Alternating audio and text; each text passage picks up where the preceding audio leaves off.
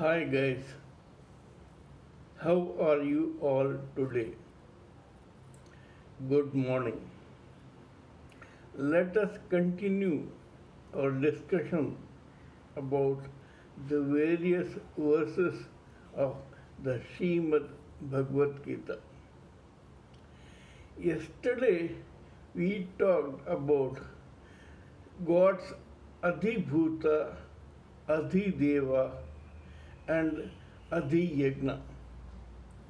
Adhibhuta pertains to the elements, the material elements, especially the material body or the gross body made up of ether, air, fire, water, and earth, plus the astral mind and the causal intelligence plus something called ego.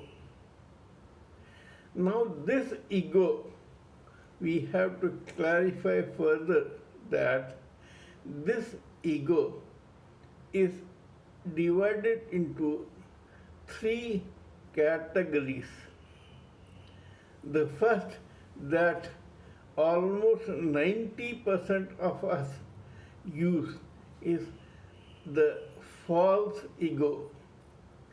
False ego means when we identify ourselves with the gross body, what is known as the Sthul Sharira, made up of ether, air, fire, water, and earth. We identify ourselves with this gross body. But there is another ego. This is called the ego itself, not the false ego. This is the real ego. This ego identifies with the soul within us. Here we identify ourselves as a soul which, due to our past karma, took this birth and took up this gross body for this particular birth. This is called ego. But further, there is something called the superego.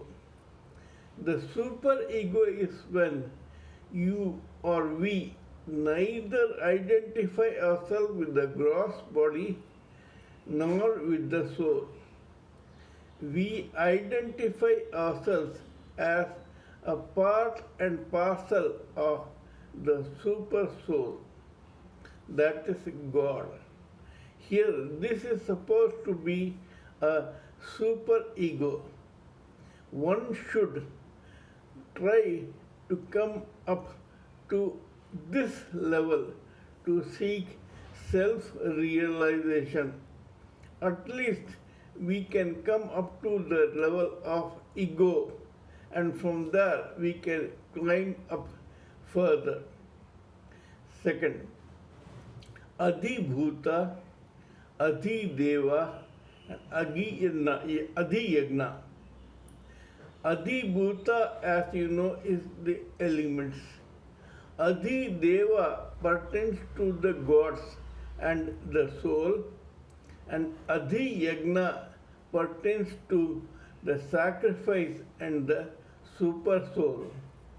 Here God says, God tells Arjuna, and that means that actually we are being told that the best way to seek a self-realization is to keep remembering about God all the time.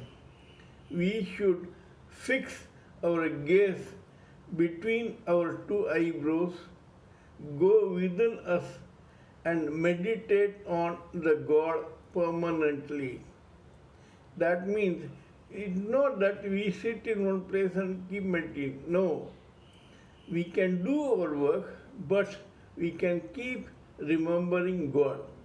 This is very essential because when a person dies, the thought that is in his mind at the time of his death decides what that person will be in his or her next birth.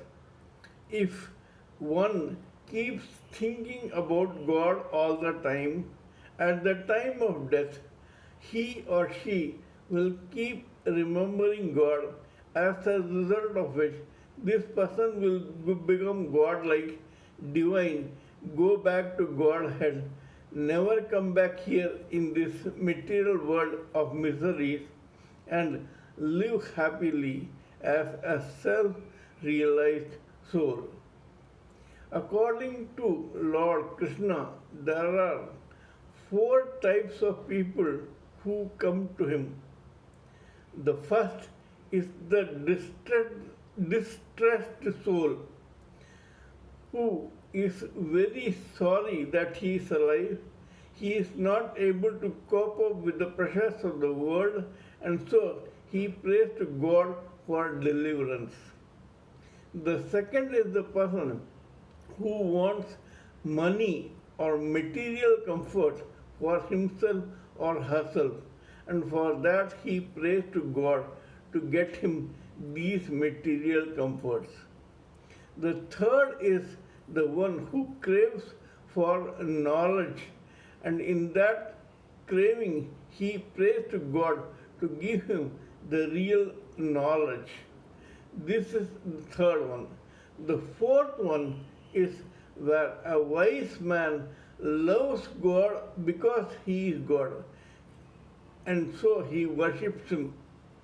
In other words, a wise man loves God unconditionally, and that is why this type of devotee is most favored for God. And God promises that if you are wise enough to keep loving God unconditionally, you will certainly seek self realization. Then, according to him, Adhyatma is the study, the spiritual study of Brahman, the imperishable. Adhibhuta is, as we know, material. Adhideva is about the gods, and Adhiyagna is about the sacrifice.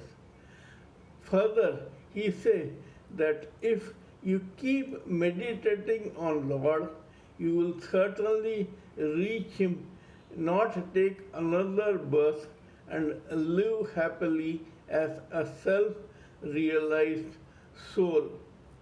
Thank you.